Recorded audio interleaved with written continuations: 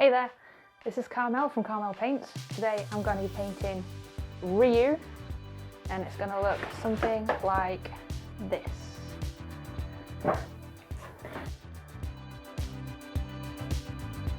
So I'm starting this on an A4 piece of watercolour paper, and the very first thing I'm going to do is block out the shape, taking into consideration where the figure is on the page, its placement, and the general silhouette that it's going to show.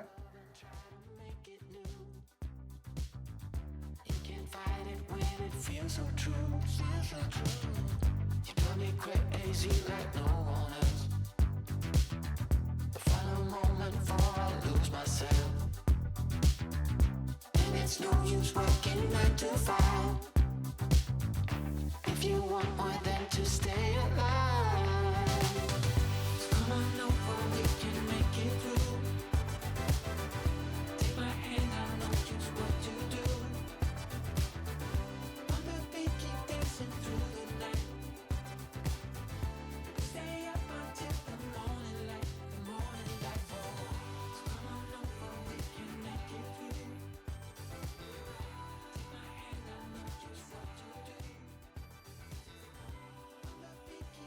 Going into details, the power of the Hadoken would be making his bandana ruffle behind him, it ripple, think a bit like Snape's cloak in the Harry Potter films.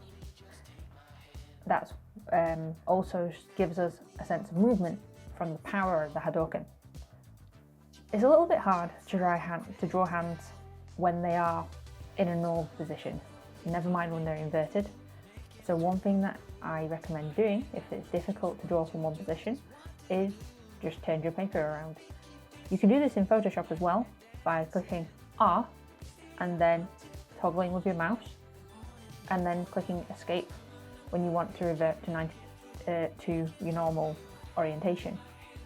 Some drawing tablets like Wacom's will have a dial that you can turn to make this a bit easier.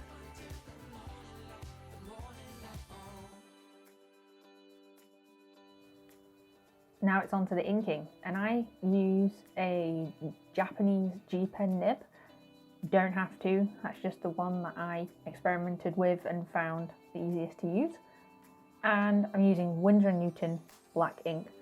I think you can get this pretty much anywhere. It's the easiest India ink to get in the UK. And one thing I really like about using a dip pen for inking as opposed to a fine liner is you don't need to put much pressure on when you're drawing.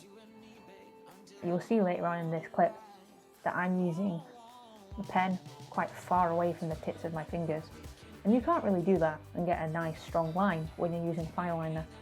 So I find it quite fun to inking this way.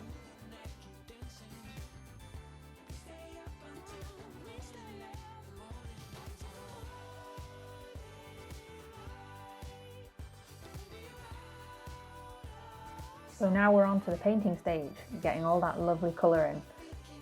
First thing I've done is saturated the paper in water so that I could lay down a blue wash. This makes it a little less intimidating to get the colour down because you've already gotten rid of that white.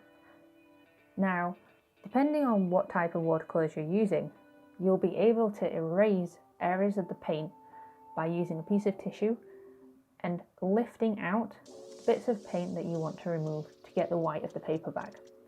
In traditional watercolours, you don't use white paint. And you might notice this when you're doing your own paintings, that when you add white paint to a painting, it can make it look a bit chalky and take away some of the effect.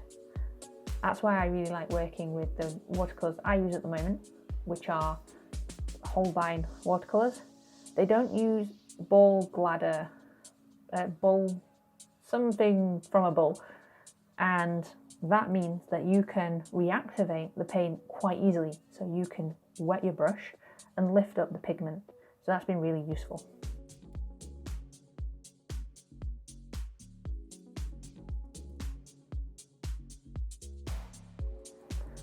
I wanted to keep the colour scheme of this very limited, And that's why I chose to go for just a blue tone. Blue is the colour of RYU's Hadoken, and if you think about all that reflected light, most of the skin tones, his white gi and any of the reds, would have a blue tinge. So by choosing just to do this in blue, I think it's very effective. It's also made it a little bit easier to paint, so you're not having to think, how does this red get affected by the blue? It can be quite difficult to mix the skin tones, for example, when you try to go for a more realistic approach.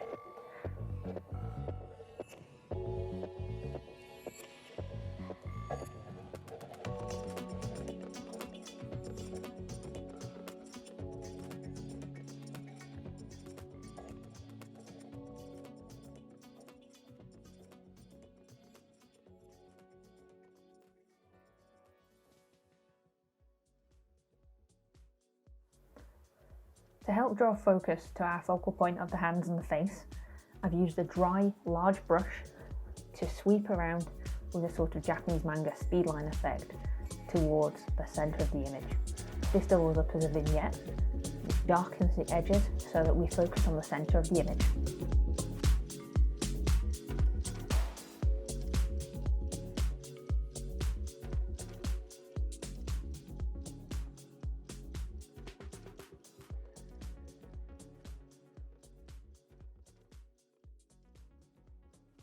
For this painting, I wanted the space around his hands, where he's got the Hadoken energy ball, to be really bright and white. So after putting down the initial layer of paint, I put down some masking fluid, which is what was in the little blue bottle that I was dabbing around his hands. When the painting is finished, I can use an eraser to rub this away, and anything that was underneath that will still be the colour that was there when you laid the masking fluid down.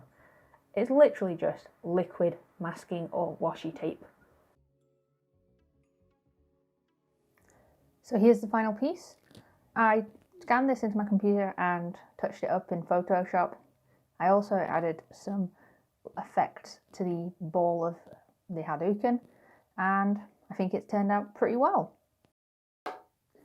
Alright, so this is the finished piece on watercolour paper, A4. I'm really happy with the motion that these brush marks have given me. I quite like working with rough brushes, it gives you a lot of texture. I guess that's why I prefer working on the watercolour paper as well. If you hit like at the bottom of this video and subscribe, that means that you'll be notified whenever I release a new video. So thank you for watching, everyone, and I hope you have a great week. Bye.